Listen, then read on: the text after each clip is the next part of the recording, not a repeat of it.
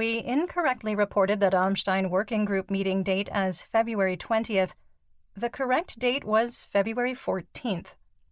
Because the truth matters and we are committed to transparency, our Chief Content Officer wrote a note here that says it is 100% on him. He recorded the date wrong. We appreciate your understanding. Let's go ahead and get started with our assessment of the current status of the war. First, we maintain that winter weather may play a larger role on the battlefield through February 19th. Second, we maintain that Russia's large-scale offensive has started, and the Russian Ministry of Defense, or MOD, is attempting to retake the initiative. Third, we have low confidence that Russian forces will launch a larger, concentrated offensive in one or more directions on or before February 24th. Fourth, we maintain that data shows that Russian tactics and the quality of training for Mobic units is only incrementally better than the first wave into Ukraine in October, and the Russian military within Ukraine remains incapable of dramatically changing the battlefield situation in the coming weeks.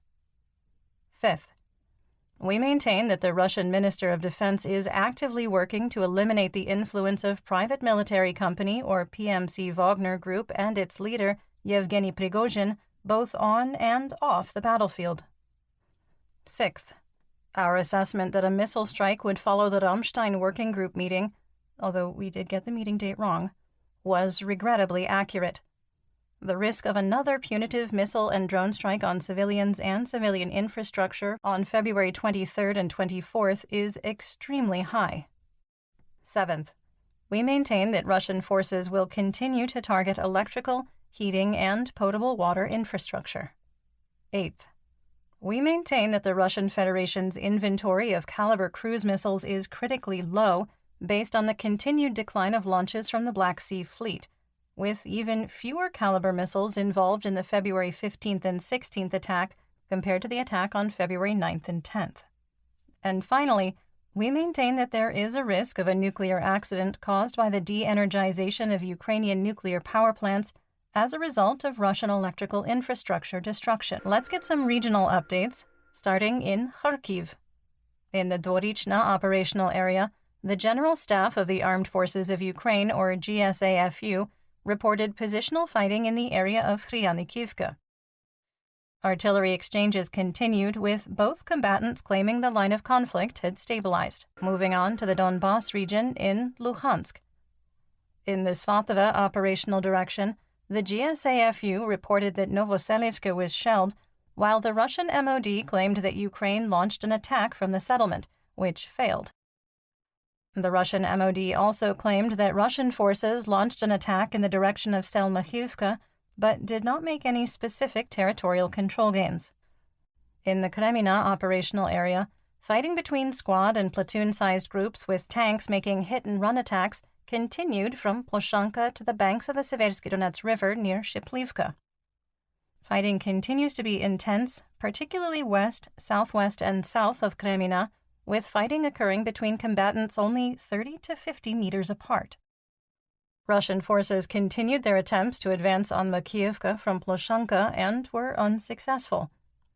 Russian forces also attempted to advance in the Nevsky direction, also without success. The GSAFU reported that Chervonopopivka and Pishane were shelled throughout the day, and a Ukrainian source reported that Russian troops continued to make wave attacks of squad and platoon size on Ukrainian defenses near the previously mentioned settlements and Zhitlivka. Fighting continued northwest, west, southwest, and south of Kremina, with Luhansk Oblast administrative and military governor Serhiy Haidai reporting that the intensity of attacks continued to increase. Artillery and rocket attacks by multiple launch rocket systems, or MLRS, continued, with fighting reported near Dibrova and in the Serebryansky woods.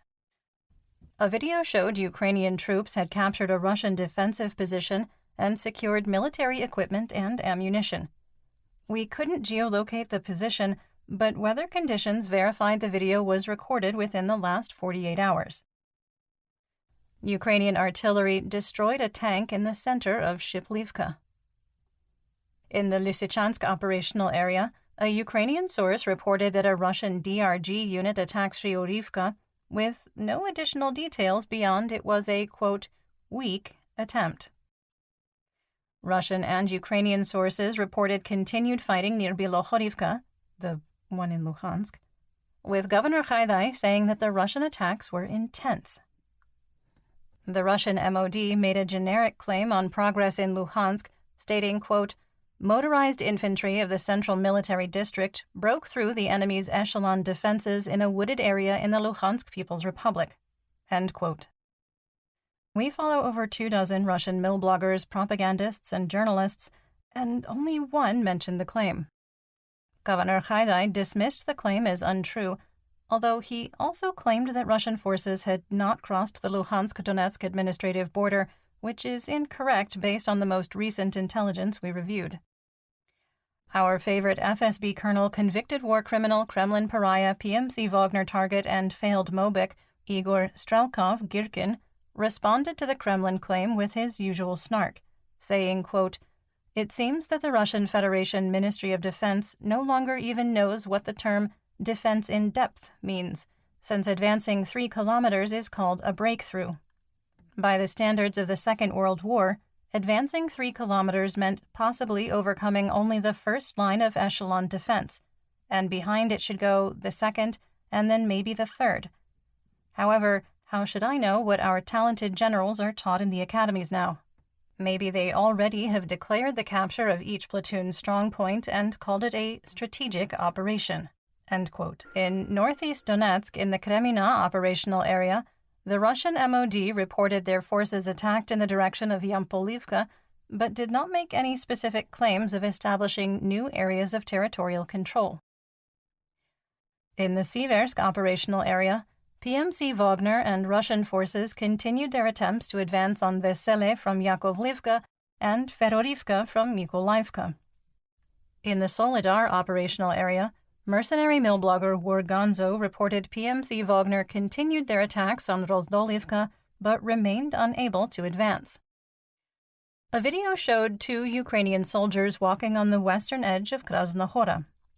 Our analysts reviewed the content and concluded the video was recorded before February 13th and did not provide proof that PMC Wagner has been pushed back.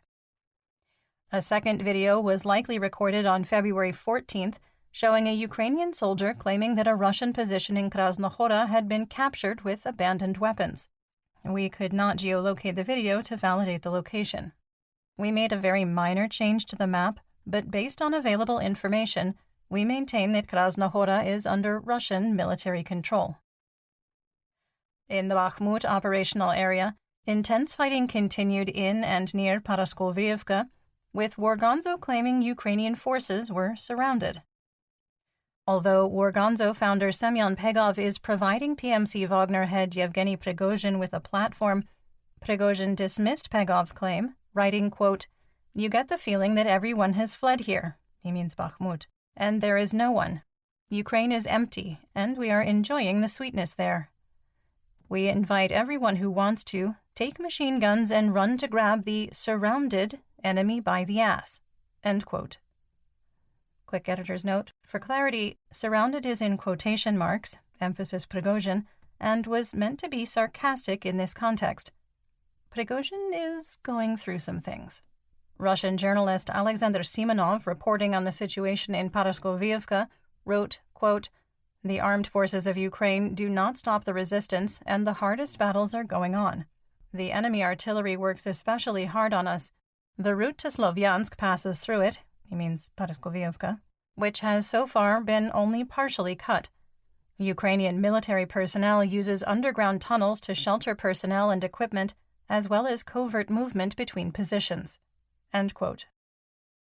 Russian war reporter and propagandist for Rossiya TV, Zhenya Podubny, provided an eyewitness account, saying, quote, the command of the armed forces of Ukraine in this direction acts skillfully. The enemy, Ukraine, is already building a new road through the fields in order to provide transportation both to Bakhmut and to the outskirts. Artillery of Ukraine is constantly working both along the front line and along the nearby rear. The fighters of PMC Wagner do not have enough ammunition. Paraskovriivka is not surrounded. Our forces have only managed to take the supply and evacuation routes under fire control." End quote. Intense fighting in the eastern and southern regions of Bakhmut continued, with no change in the situation. Mercenary mill blogger Rybar reported, without providing a source, that PMC Wagner was fighting in the Mariupol cemetery in southern Bakhmut. Prigozhin now thinks that a technical encirclement of Bakhmut won't be achieved until March or April, and blamed elites in high-rises for putting, quote, "sticks in the spokes of the wheel," end quote, preventing additional progress. He added that Ukraine receiving new heavy weapons from the West, quote, "may affect the timing," end quote. On February 3rd, a more optimistic Prigozhin mocked Ukrainian President Volodymyr Zelensky's vow to, quote, "fight as long as we can," end quote, to hold Bakhmut, saying, quote, "many people are asking you to withdraw troops from Bakhmut. Do not do that. Bakhmut is the main event of the war. Resist. Fight to the end," end quote. 11 days later, though, Prigozhin was more frustrated, saying, quote, "every day from 300 to 500 new fighters approach Bakhmut in all directions. Artillery fire is getting stronger every day," end quote. In the Kostiantynivka operational direction, Ukrainian troops continued to pressure PMC Wagner and Russian positions south and southeast of Ivanivske. East of Stopochki, a graphic video showed members of the Georgia Legion had captured a Russian position east of the Seversky Donetsk-Donbass Canal. The video, which some may find disturbing, showed Russian troops being hit by mortar fire. A second video from the day before showed the position of the Georgia Legion, which PMC Wagner had attempted to take overnight, suffering heavy losses. This video is also graphic, and some may also find it disturbing. As with most of the photos and videos we reference, we do link to both in the full situation report on Patreon. Based on the geolocated information and weather conditions aligning to the last 48 to 72 hours, we pushed the line of conflict further east. A video recorded before the recent snowstorm showed a Russian firebase and ammunition depot in Klishchiivka being destroyed by Ukrainian counterbattery. The latest PMC Wagner map indicates that Ukrainian forces have advanced to the northern edge of Klishchiivka, but because the salient is so narrow and Russian forces have fire bases in the settlement, we don't believe that this is likely. Our assessment here: we maintain that Russia will do everything it can to capture Bakhmut. We further assess that a Russian capture of Bakhmut by February 24th is impossible without a dramatic change in the situation.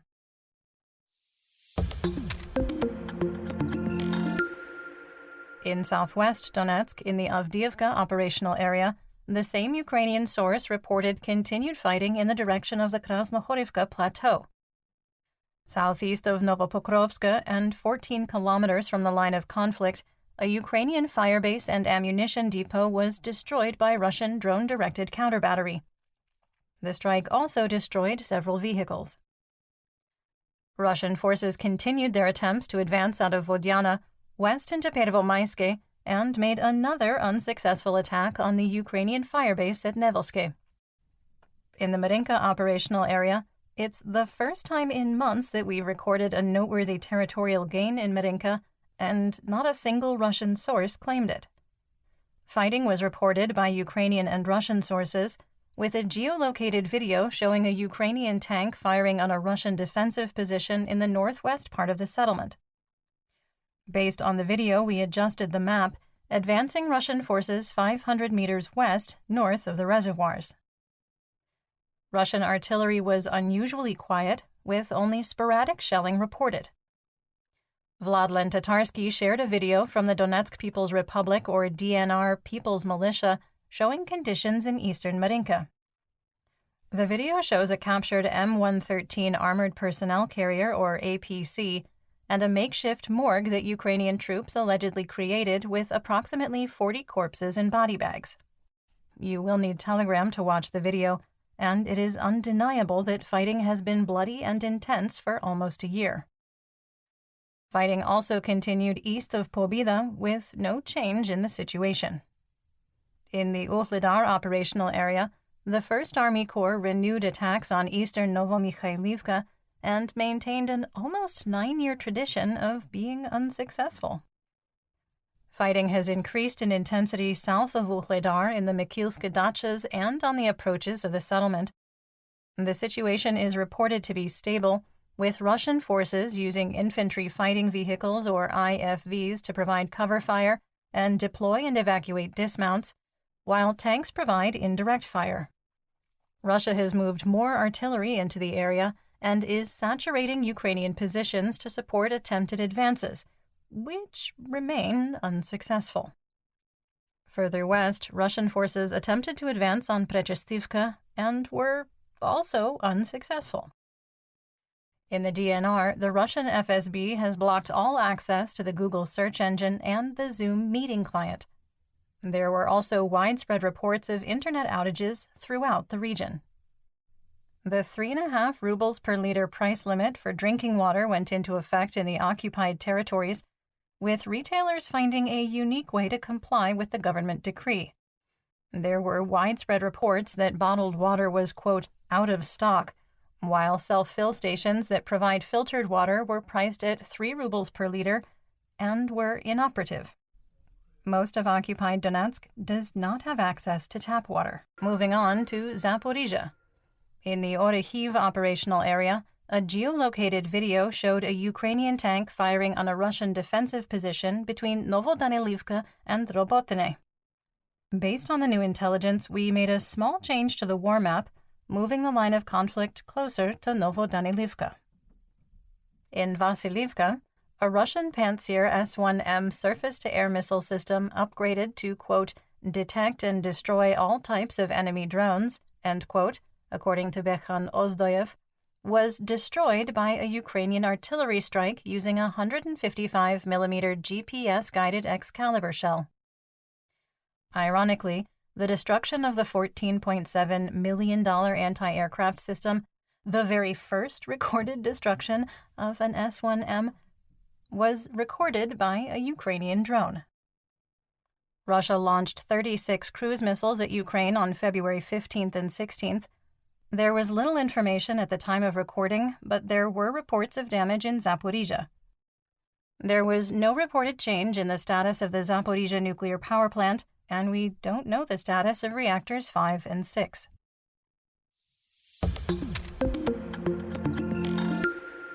In the Black Sea, Crimea, Mykolaiv, and Odessa region, Operational Command South, or OCS, reported there were 6 vessels of the Black Sea Fleet on patrol, including 1 frigate, which launched 8-caliber cruise missiles at Ukrainian targets. After the attack, another frigate was deployed, also capable of launching 8-caliber missiles. Mikhail Razvozhayev, the Russian-appointed governor of Sevastopol, claimed that Russian air defenses shot down 2 Ukrainian drones over the Black Sea. In western and central Ukraine, in Kherson, Russian and Ukrainian forces traded sporadic artillery strikes across the Dnipro River.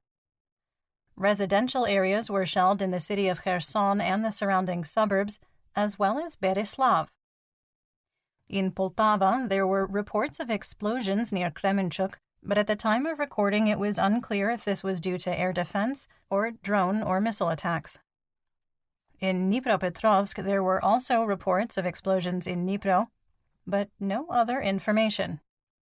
Dnipropetrovsk Oblast administrative and military governor Serhiy Lysak reported a Russian cruise missile struck a residential neighborhood in Pavlograd, destroying houses and a business. A 79-year-old pensioner was killed and 7 others were wounded. In Lviv, a Russian cruise missile hit critical infrastructure. Before yesterday's attack, it was reported that the electrical substations and thermal plant that serve the area were already almost totally destroyed. A cruise missile struck a critical energy facility in Kirovorad. There was no other information at the time of recording.